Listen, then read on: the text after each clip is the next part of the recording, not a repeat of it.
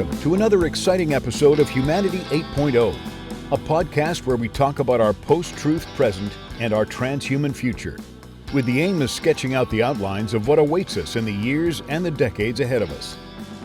This podcast is brought to you by Rokos.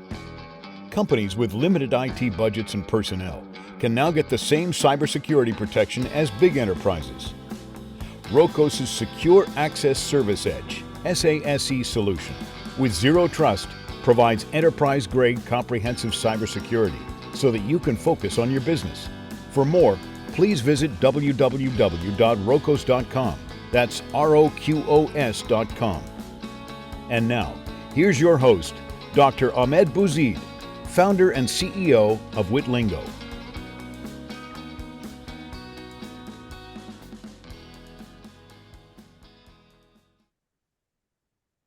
Professor Lee Basham, welcome to Humanity 8.0. Thank you. Good to be here. Thank you for making the time. So I'm sure that the folks who are watching immediately saw on your left or your right there, Donald Trump and his buddy. Tell us a little bit about those guys there. Why are they there? I'm sure there's an interesting story. It's an irony, to be sure.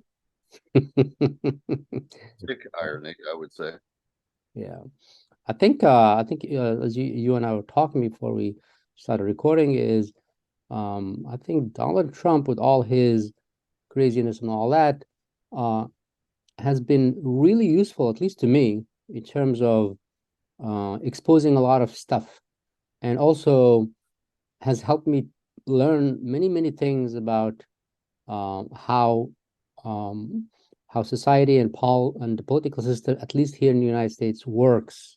What are your thoughts about the disruption that he has caused, the ups and the downs, and the pluses and the minuses of that disruption? I'm not sure what you mean by disruption. Can you clarify? Yeah, sure.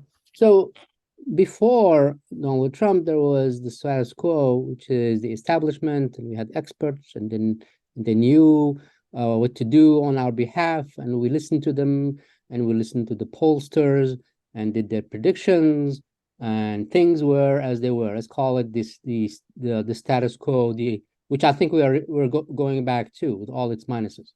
He came in, and he basically disrupted all the norms. Experts and the respect to the mainstream media that was given before that, deference out the window.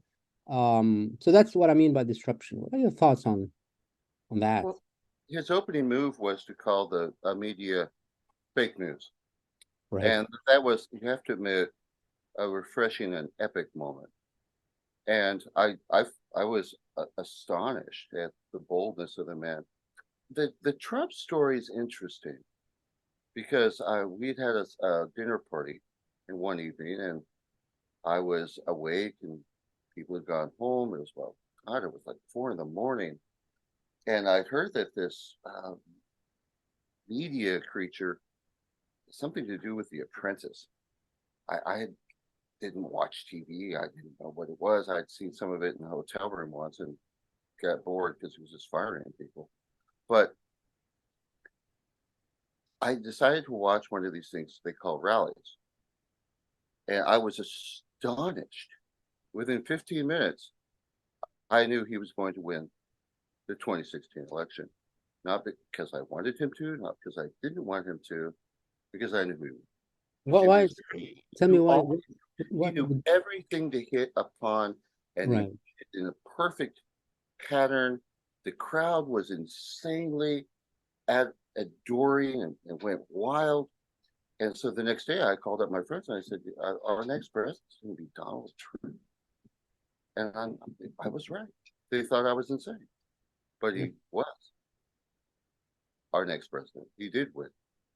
Yeah. Not, again, because I wanted him to, but because it was so clear that he had almost an intuitive grasp as a business person, as somebody who was outside of the system as you described, someone who seemed like more than just fresh air, but cool 73 degrees, fresh air, but with a flamethrower. I mean, it was just this bizarre contradiction that worked so well with the working class, with what he called the forgotten American. Yeah, yeah. It was an excellent. It was a very well crafted message, and I knew it would sell, and it sold, and Yeah. it's still selling today. Yeah. And I don't think it was crafted as such. I think it was basically, like you were saying, he was responding instinctively to the crowd, and he had this simple sort of message, which is they are screwing you, right? And it resonated with them. Right. And I think people who continue to be mystified by his enduring popularity amongst his base, and even beyond that sometimes, right? Folks who are on the far left see, notwithstanding all of the minuses, that his disruption of the machine, which is the establishment, has its positive aspects. So, I mean, the thing is that it astonishes me that they haven't understood that the appeal of the guy depends completely, or is in function of how bad the establishment is, right? So it's so very bad that they need somebody who is so very outrageous to challenge it. That's how it feels to me. Like they need like somebody who just does not respect the norms, because the norms are not to be respected. Does not respect the rule of law, because the rule of law is not fair. Does not respect the U.S. media, because the U.S. media is basically lying without lying, right? Giving you a picture of the world that it chooses, and it doesn't give you any factual errors, but it selects whatever it selects to give you a or it suppresses whatever it suppresses.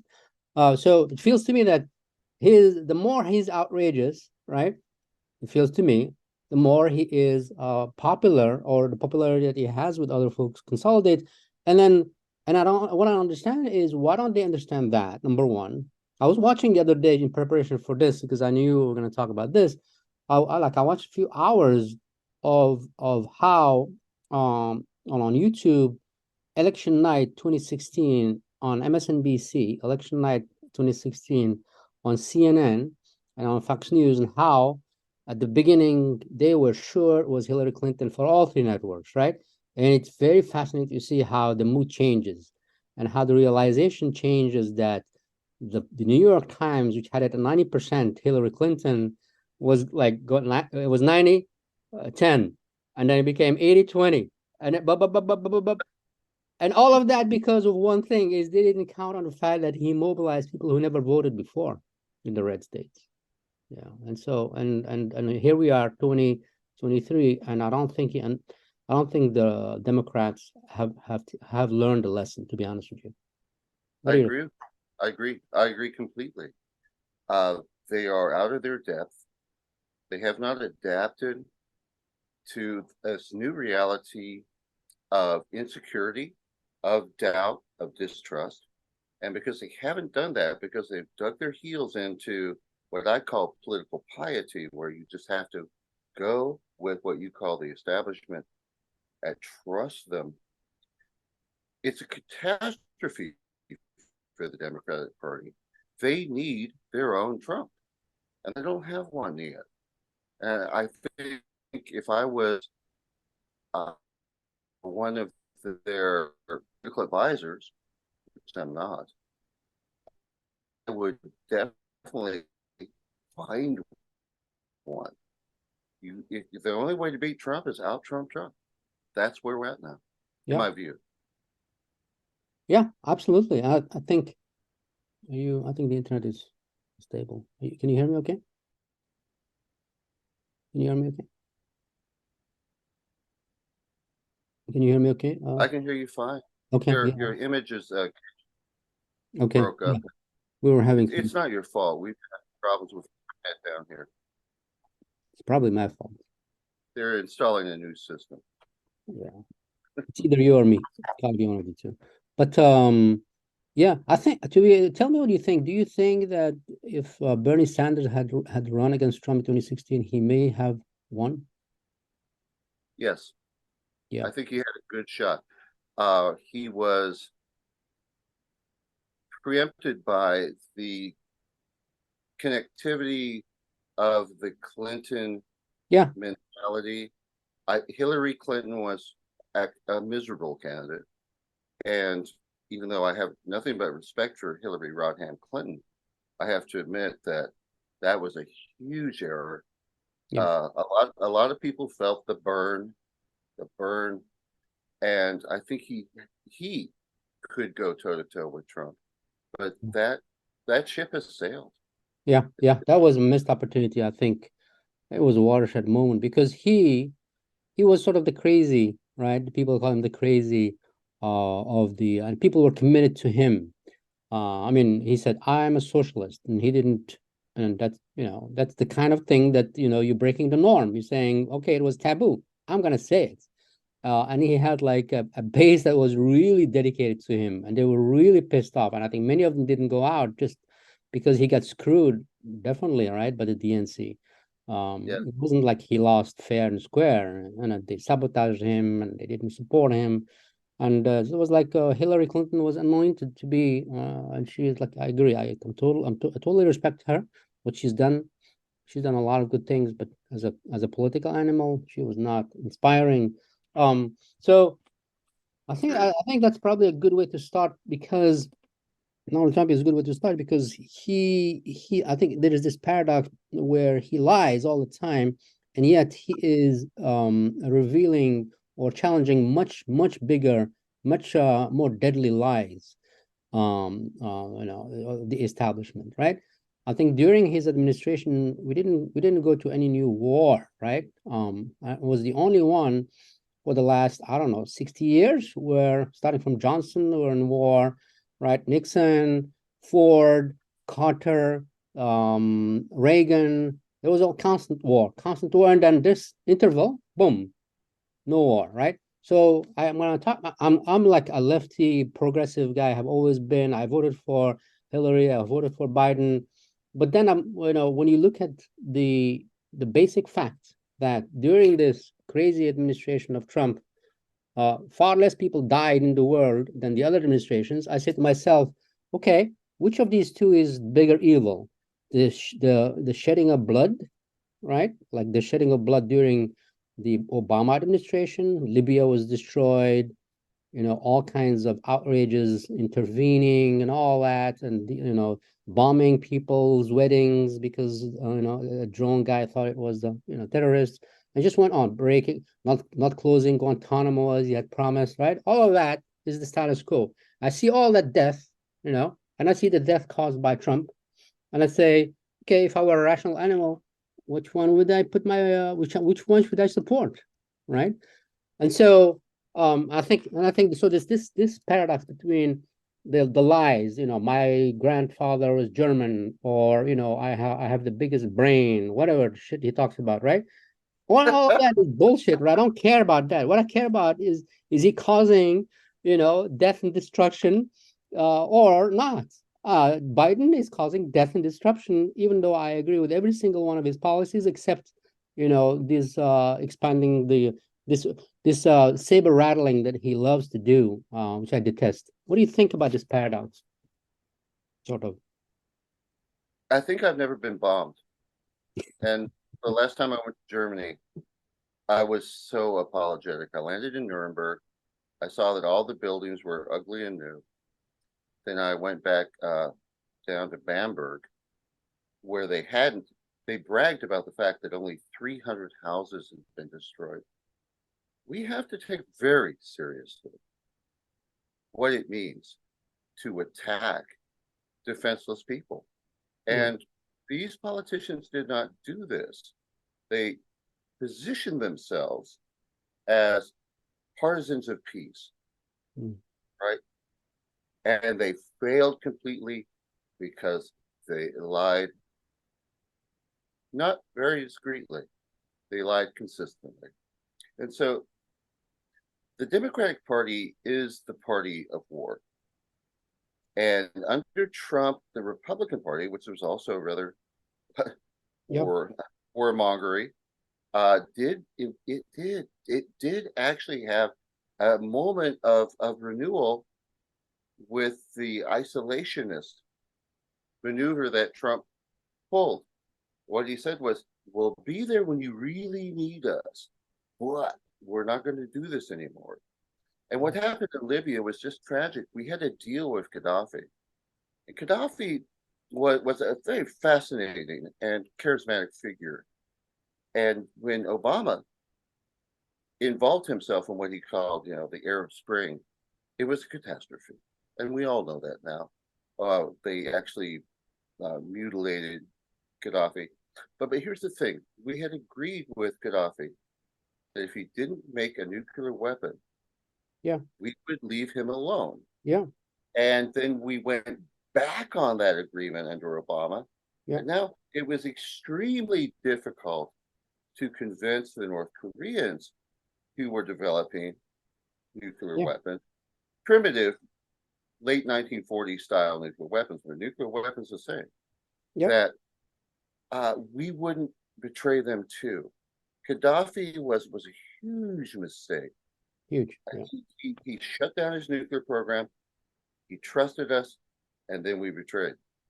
And this was a tragedy.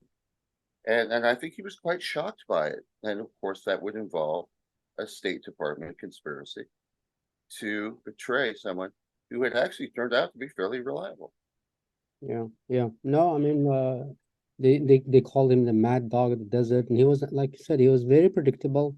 He was a very charismatic figure in the Pan-African movement in the Arab world. His population was prospering under him. They were, I think they were either number one, number two in the whole of Africa in terms of per capita. Yeah. Same thing with Iraq. Iraq was enjoying. It was a very modern, state, and they were, obviously, there are a lot of minuses there. But if you look at for example, the thing that just happened, the dam that broke, right? That wouldn't have happened under Gaddafi, right? It would have been a lot of control and so forth, right? It happened because the infrastructure just completely gave out, and it's a consequence of that deterioration and that intervention.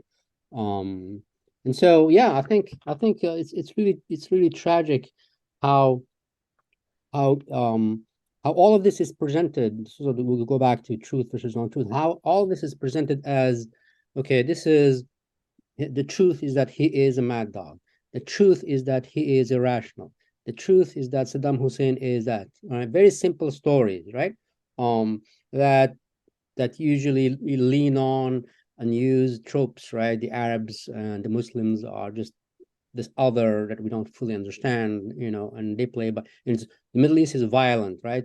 I mean, Europe is far more violent if you look at the history of the last 100 years than the Middle East in terms of just how many people were killed. Talk about violence, right? But they are violent, and they are this other, and they're, we can't fully understand them. And we can say the same thing with China and how now this other, they are also, they have their own mentality and they're different from us, and they want to harm us.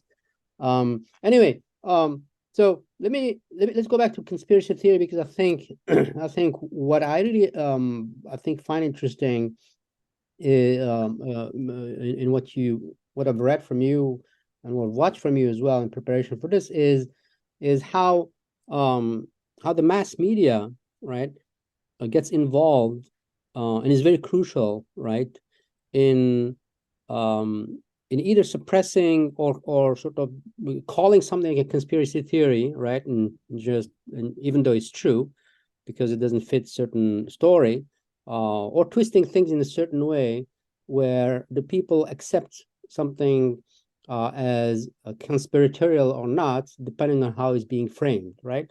So maybe you can tell me about the role of the mainstream media, and you can take I don't know, examples like, I don't know, the Vietnam War and the Gulf of Tonkin and Iraq and so forth. The mainstream media has, I would venture, has failed us completely. And there was a time when there was, within that particular cultural collective, fashionable to challenge authority.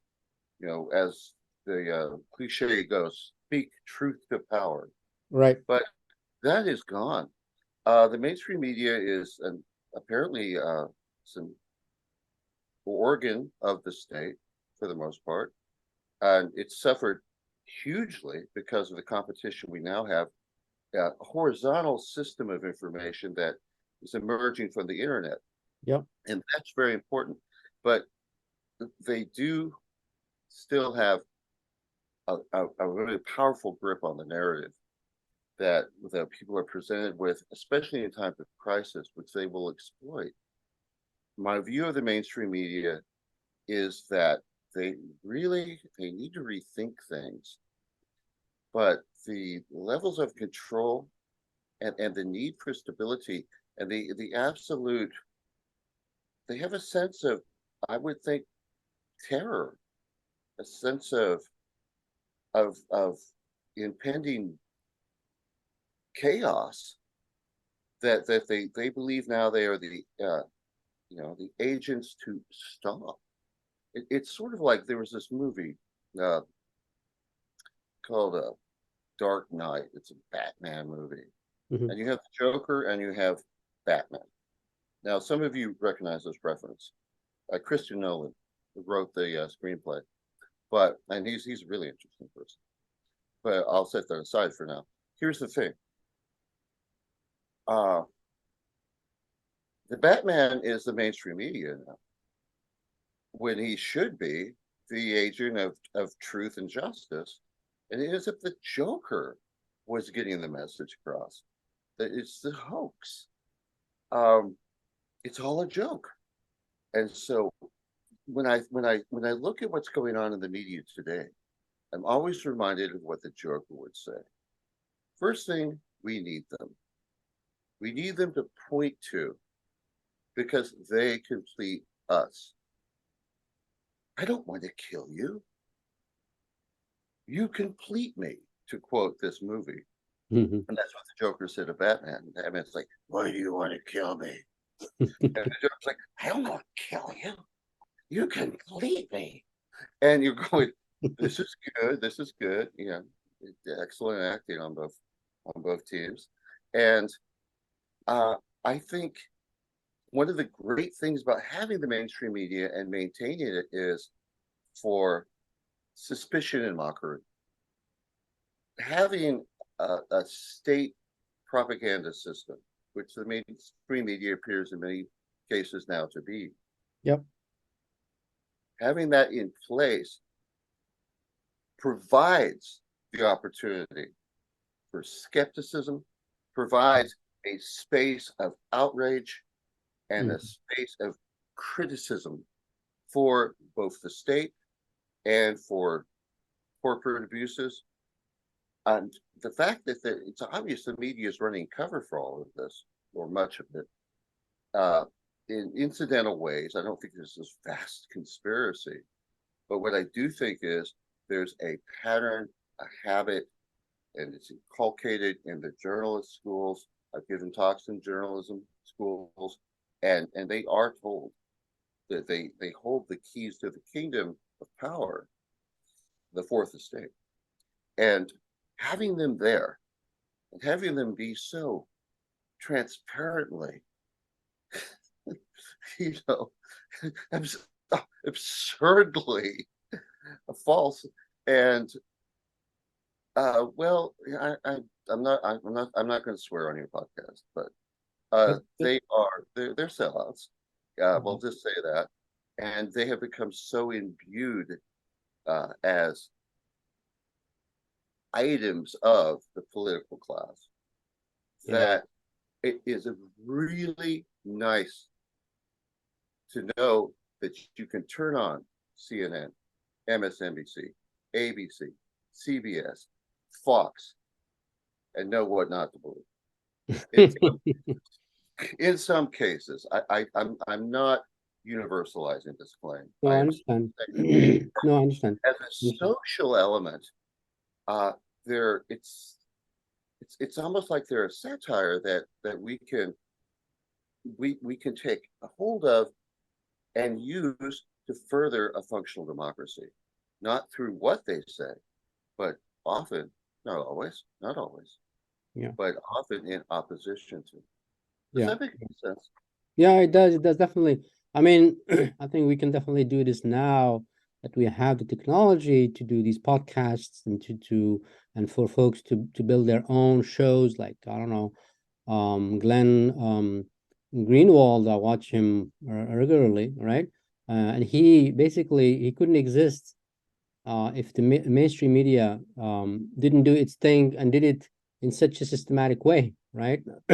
So that so I think before that, I would say the mainstream media was like water, right? It's just there. That's the truth. There's no alternative. There's no way for you to figure it. It was just there. It was like air, right? Walter Cronkite came in, and he was trustworthy, and he told you how it was, and you know, and then AP did the story, and everybody picked the AP stories. New York Times did its stories and op-eds.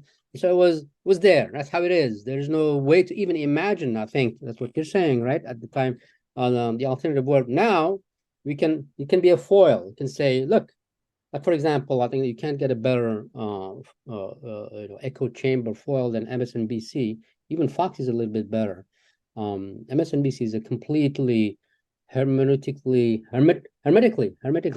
sealed, right? Very sealed bubble. They do not bring ever, almost never, someone outside of their bubble. They are echoing each other. I think obviously Fox News is also like that, but they bring in folks from outside because it serves them to just create a dialogue, right? I think it's so. For example, I and there is a delta between say Fox News and CNN, especially Fox News and the others. Once in a while, like when Rush Limbaugh was doing his show during lunchtime, I'd listen to 15 to 20 minutes of what he has to say, because it was important for me to know how the other side, is seeing the world. And it's and and even though I don't agree with him, I can say it's good that somebody is challenging. Imagine if nobody was challenging, I wouldn't even know, right? I wouldn't even know where to start to question anything. I think that's what you're saying, right? More or less. I think that's good. I brought this to our attention today. This is the mainstream media, Water. Yeah. dehydrated Dehydrated water. water. What does that mean, dehydrated water? There's got to be a chance for me to pull that joke can up.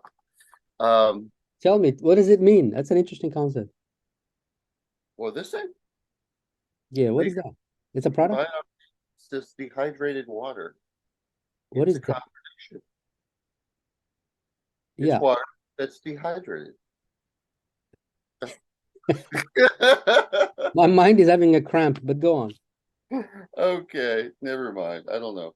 Yeah, I thought yeah, it's we It's a good should have one. we No, should it's have not. levity, always in all things levity. Of course.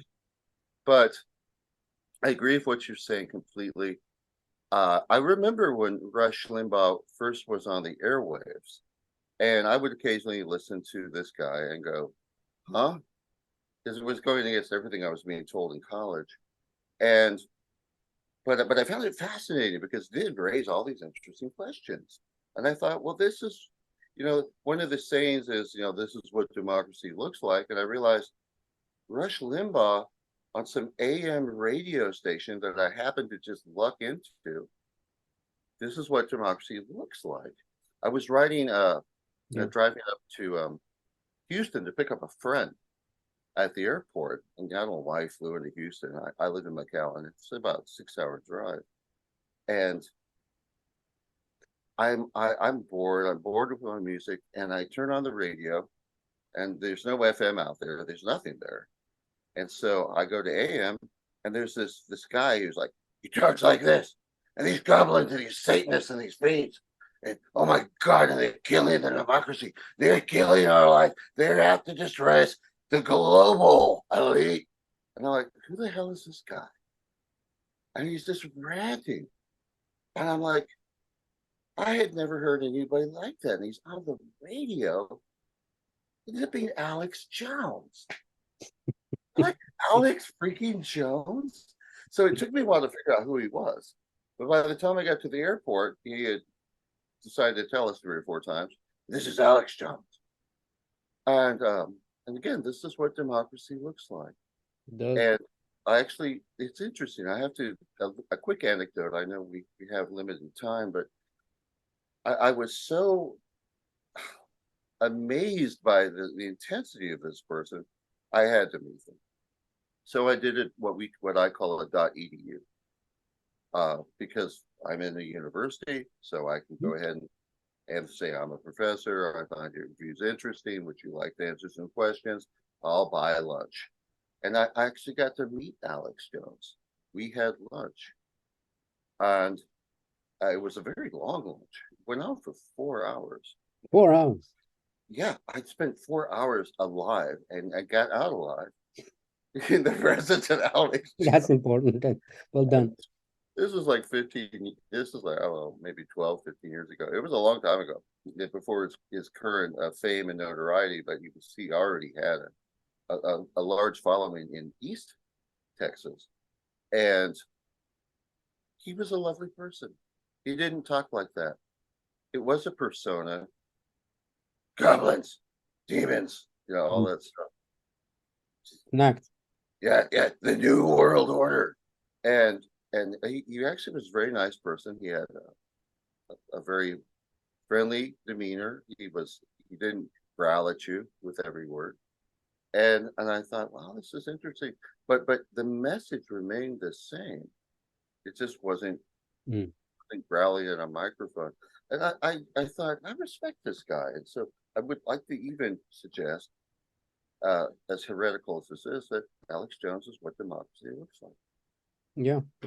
Democracy can get ugly, and when it's ugly, I think is when it's doing its job. Meaning there are views out there, as long as the rule of law, is the bottom line, right? People can say, well, I mean, for example, he got what he deserved by doing what he did to those families, right? But that's the law, right? He said things that caused harm, and he went through a jury, and the jury found what they found, and the judge, and whatever it is, and he has a right to appeal and so forth, right? But if you're gonna have democracy, you better be prepared to hear things like that and deal with them, I think. What do you think? The problem with the Sandy Hook litigations was that he actually didn't tell the people that were obsessed with his, how should we say, skepticism concerning the events at Sandy Hook, his insinuation that this was not what we're being told. It was actually some government plot aimed at gun control, and the government killed these children. But for some reason, some people took it too far, and they started harassing the people who lived there. I mean, there were some outrageous claims that he reported, but he didn't really assert. It was a very fine line from saying, well, I've been told, and this is serious. This might be true, and I'm concerned, to say this is what it was. And they were saying that the people in Sandy Hook who claimed to have the kids didn't have the kids.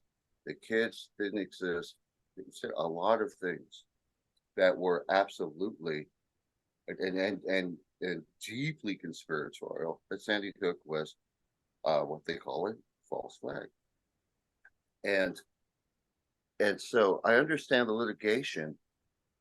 I think what the precipitating event was that people who weren't able to, if you will, nuance, went to these houses, went to these families, and demanded proof that they even had a child that had died.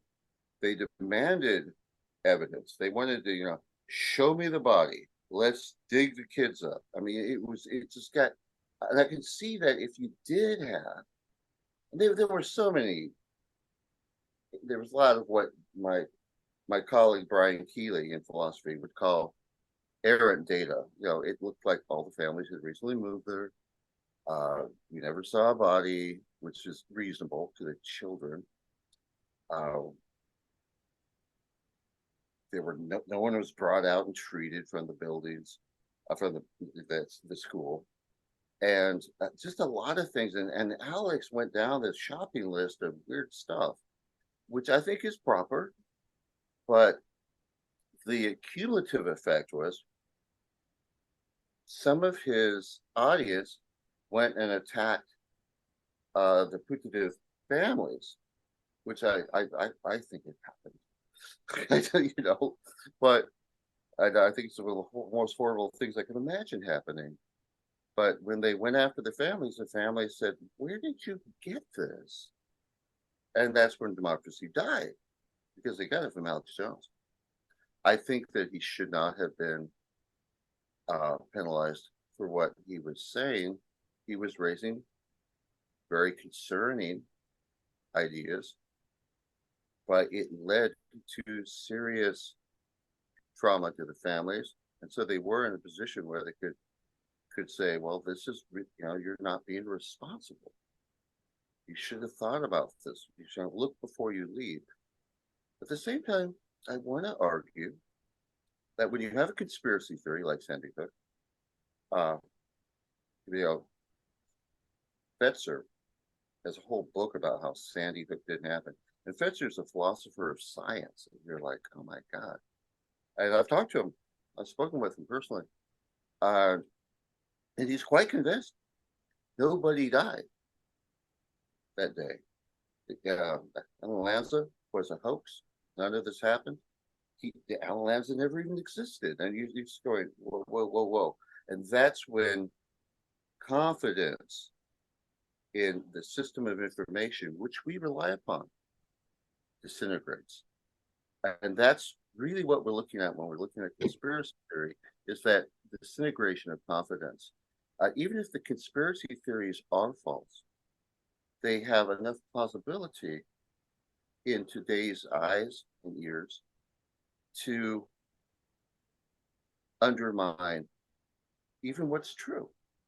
And so we do have a crisis of information. I wish they had not attacked Alex Jones. I think they should have just walked away.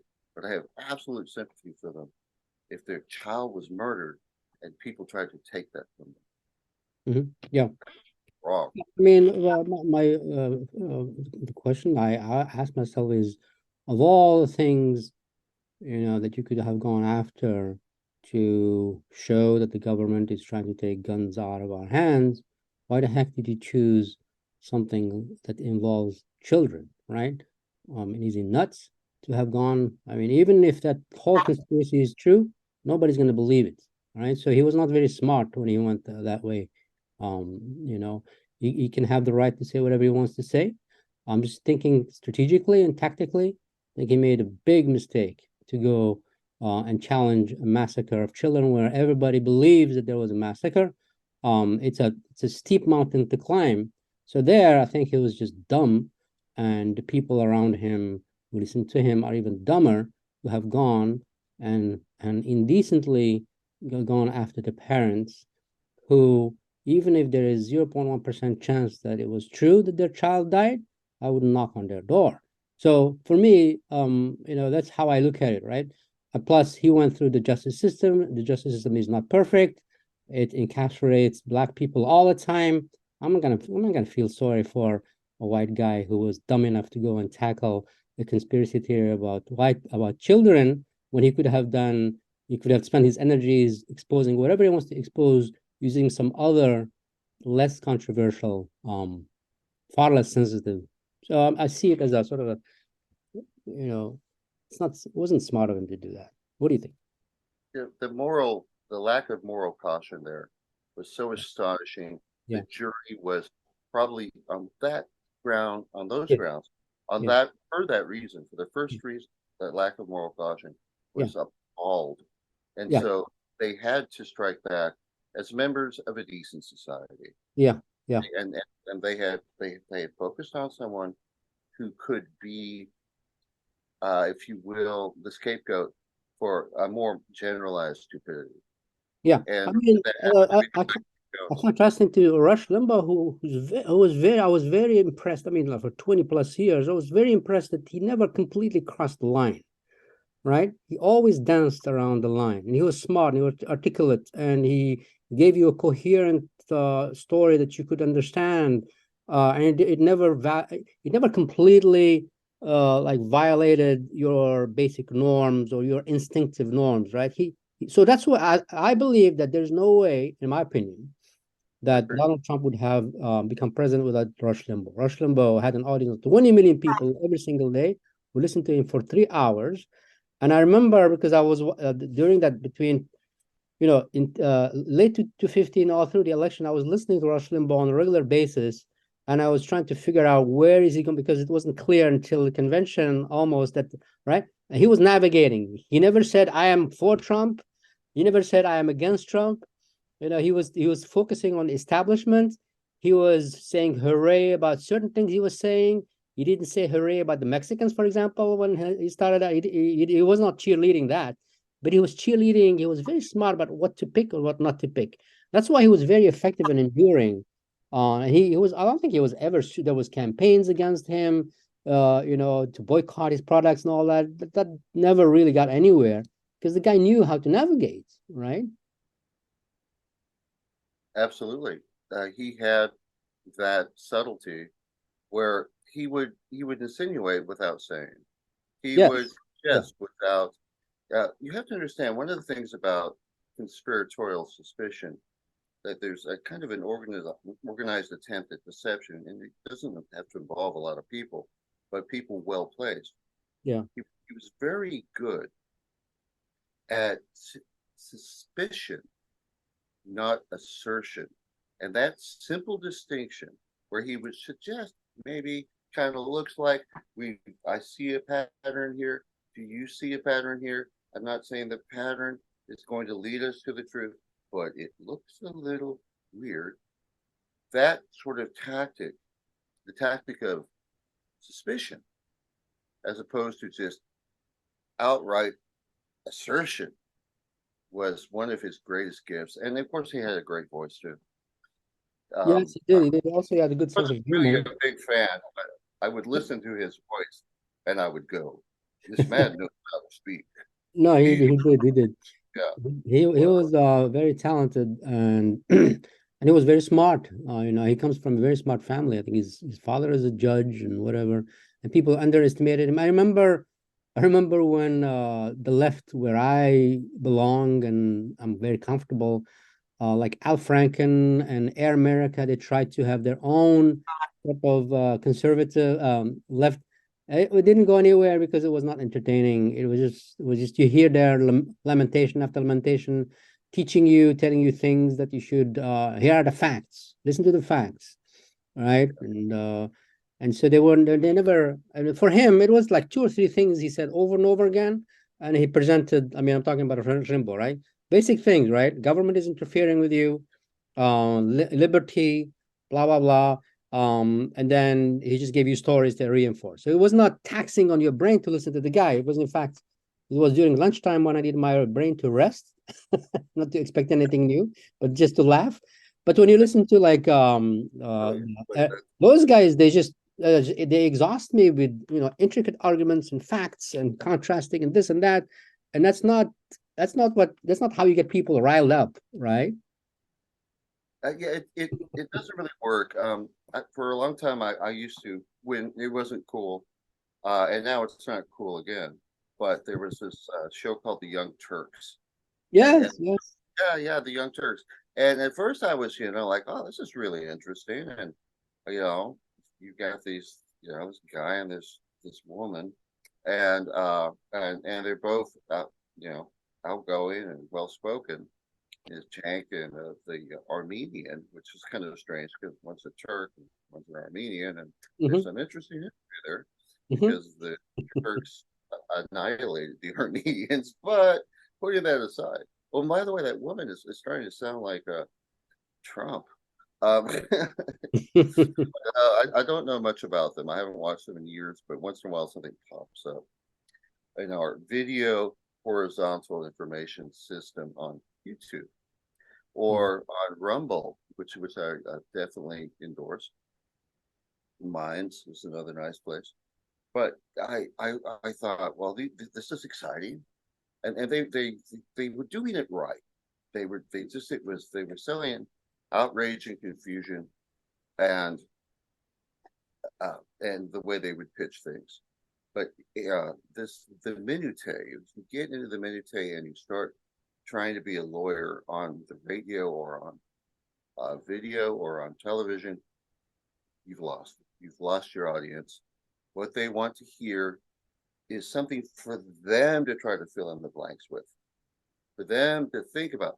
This question has been raised. Well, what do you think? Well, what do you think? And then the conversation kicks in, the coffee flows freely, and maybe a little down here tequila, and you get some wonderful conversations. And that's again what democracy looks like. When you go into a room and people are all arguing in a very excited and enthusiastic, not an angry way, and you're in the right place. And a lot of times we're very political animals, so we shouldn't be surprised in the least, and especially in a democratic republic that's healthy. We shouldn't be surprised that there's a lot of people doing this, and it's apathy that's the great terror. And fortunately, because I teach mathematical logic and philosophy. I'm a philosophy professor in essence. Well, not in essence, in fact. And my students have never been more political. And they're political in a very respectful and very diverse way. And so, like this semester, I'm teaching social and political philosophy. You should see them go at it.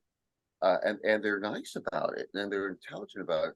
I think the kids are all right. I think that if they're the indication of our future, it is a good future. It is not. Oh, excuse me. Come here, Ween. This is my Ween. Hello. Hello. Right. Hello. The Ween. This dog goes with me to class every day. Really? Yeah. Oh, it's completely against the rules, but even the dean doesn't care. And because how could you hate the Ween? That's that probably has a very big effect on the students in terms of calming everybody down. This is a safe space, no? That's what they say. They say, if the Ween's here, I feel like I could say what I want to say, be who I want to be, do what I want to do, go where I want to. That's an interesting actually that's an interesting concept. Like That's why I bring her. Bring a pet. That's why I bring the Ween. That's very it's the Ween, because there's none like her. Beautiful. and the Ween. Love it. She's better than we are. She's a better person than ever be. Oh, I believe it. I have one of those here. His name is Austin, and he is the most optimistic creature I've ever seen. Every morning, he just wants to go and do things, and he can't wait. So it reminds me of the need to just be physically optimistic no matter what. It keeps, as they say, hope alive. Oh yeah, I mean, I've never seen him depressed, so I'm thankful. So let me ask you this. Sure, please. So we started. I think you and I agree about the need, at least the hope that we should have a press media. That's why they are mentioned in the First Amendment, right? That is job, and its job is to point out where there is corruption of power, because power corrupts, right?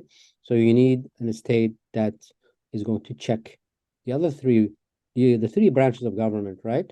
And their job really is to go and find where corruption is. Their job is not to tell me what to eat, to be healthy. That's not what the First Amendment is supposed to protect. They're really there, and they're mentioned. I think that the freedom of press, freedom of assembly, somewhere, either the first or second of the first few words that I mentioned in the Bill of Rights, right? First one, right? So they have a very privileged position in society, and yet I don't see them doing their job. I saw them doing their job think most prominently during the Trump administration, theoretically. You have the government and the mainstream media is attacking the person in power. Perfect. Good. That's your job, right? But before that, during the Obama years, during the Bush years, during the Biden years, they're not doing that. They're not attacking power. They're focused still on Trump, the threat, right? They're not going to find corruption in any agency, it looks like. All their energy is spent on Trump and the other trials, which is such a waste of, like the New York Times, they find stories here and there, but imagine if all that power, all that manpower they have, and all that money was spent in rooting out corruption in the government. I don't care about corruption, or in the government or in private, big tech, right? Whatever, or a church, big power, right? But they're not doing that. I see, for example, zero dissent on, I don't know, on Ukraine, right? If you challenge the Ukraine narrative, okay, you're pro-Putin. We don't want to hear from you. Hunter Biden, the mainstream media just doesn't cover it or covers it ironically, like you see, look at the contrast between him and blah. And then China, I see them just echoing what the Pentagon, the State Department, all that, are saying. They just like, it's a threat. All of a sudden, it became a threat, right? Before it wasn't. Now it is, right? So this thing about the mainstream media not doing its job, and I'm glad that we have other media today, not doing its job of challenging power, has always been sort of really intriguing to me. I found intriguing, and the only exception that I saw of that, and we can talk about that as well, is during the Vietnam War, and I have my theory about why and Watergate. But otherwise, the mainstream media has not been doing its job really of rooting out corruption in centers of power. What do you think? Am I mistaken? No, well, of course you're not, and you are the majority report on this one now, and that is considered a crisis among certain theorists, especially those that are emanating out of social psychology. The social psychologists are just terrified about this. The students of Karen Douglas, for instance, who she's a friend, but their view is it's better that you don't talk about it, even if it's true, because you're undermining the foundations of an increasingly fragile epistemic order. A society is based upon epistemology. That is, how do you know things, or at least have reasonably well evidenced beliefs, and the fragility that involves has led to this paradox where, because the media has done such a poor job in the name of protecting that fragility, they have made it more fragile. Yeah. We've actually dug ourselves in, as they say, deeper. We're in a real mess here now, because the crisis of public confidence is become rather extreme. I think for everyone, and you have two responses. One is a kind of faith-based desperation. I call it political piety, where you just say, "I'm not listening, not listening, not listening. Everything's what they say it is. Stop. I can't deal with this." And then the other reaction is, they're lying to us about everything. Neither reaction is quite correct. But if you had a needle between not listening to they're lying about everything, I think it's about here right now. And that's a spooky place. I don't think we had that before. If you roll back and you do kind of a primitivism of post-World War II, there was all of this discussion about nuclear fallout, for instance, from the tests in Nevada, where we were popping off nuclear weapons like there was popcorn. And the people in Utah were getting massive fallout, but the fallout was going all the way to Connecticut. And you weren't allowed to talk about the pink dust in the sky, and why, when you woke up in the morning, there was pink dust on your windshield and on your car, and they just told you to wash it off. Don't worry about it. Well, it was laden with plutonium. And so the cancer rates in Utah were sky high.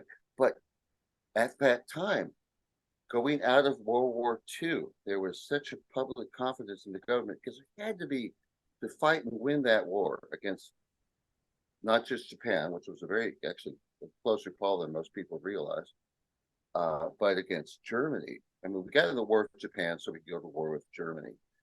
That's another story. I can tell it, but we probably don't have time. But the deal was Captain McClellan, he was an intelligence advisor and analyst, realized that we have to convince the American population to get into a war in Europe again. And after World War One, and this would have been World War II and was World War II, there was no political will. The American people didn't want to go there again. World War One had been traumatic enough. You had all these guys in their basements making birdhouses because they were completely traumatized by what happened to them in the First World War. And so something had to be done. And McClellan said, look, we got to get in a war with Germany because it looks like they're going to win, they're going to take Great Britain, and then they're going to come after us. So we have to get in this war, but we have to convince the American people. And they succeeded brilliantly with Pearl Harbor. We did everything we could to annoy, undermine, disrupt, and generally try to destroy the Japanese economy and Japanese power. And finally, they said, well, we've got to chase the Americans out of the Pacific. So Pearl Harbor. It didn't work. A lot of weird things happened that day on December 7th, 1941. Where were the carriers? Oh, we knew they were coming. We had already broke with the magic system, the code. We knew what the Japanese were going to do. We even know what direction they were going to come from. The original prediction was 1 week off, but the next week it happened. So McClellan was very, very pleased with this. And FDR went with it. And we didn't warn the Japanese that we knew. We didn't warn the military leadership in Hawaii that this was going to happen because we didn't want them to take proper measures. We wanted a body count. And we got about 23, almost 2,400 dead people, including civilians. So we got into the war. And it was a righteous war, and we won the war. But the real war was against Germany. Yeah. But because there was an agreement between Japan and Germany, a war against either of them was a war against all of them. Italy, obviously, the Axis powers. And Italy didn't really involve us in anything difficult, but the Germans were serious players, and so were the Japanese. So we invade Europe. It was a tough haul, but we did defeat Germany. And there was such a mythos of trust, adoration, and love, and a confusion between what America, the United States, was, and the federal government that was generated by that. And so it took a while for that to shed. And in the 1950s, during the nuclear testing that I just mentioned, it was still in place. People knew they were getting cancer at amazing rates. People knew that there's just something not right about those pink clouds. They knew that at some level, they knew they were being lied to, but they couldn't say it because the silence, the political piety was still very, very powerfully enforced. All of that's gone now. It took decades. We went through the 60s, the 70s, we went through Iran-Contra, we went through all of these very difficult moments in American history where we are now, where we are right now in 2023 to date this video. And I don't know what you can do about that public confidence. It looks like the invasion of Iraq was a hoax. It looks like, I'm not sure what we were doing in Afghanistan, but we did it. It looks like a significant portion of the population thinks the federal government of the United States actually blew up the World Trade Centers. We are in a crisis of confidence, and there's nothing that mainstream media has been able to do to stop that. And I think there's a sadness there, a desperation. But I also want to say that this is exactly what you should expect from a thoughtful population that has imbued in it and in our very system of government suspicion. We should be suspicious. That's the plan of the founding fathers and probably the founding mothers, who were probably telling the founding fathers what to say to some extent. Founding parents. So yes, that's my view of the media. I think you're absolutely right, and we are in an information crisis, and that's what I've been focusing on for the last decade, and the things I've been publishing and the things I've been saying. You've been listening to Humanity 8.0 with your host, Dr. Ahmed Bouzid, founder and CEO of Witlingo. Brought to you by Rokos. Thanks for listening.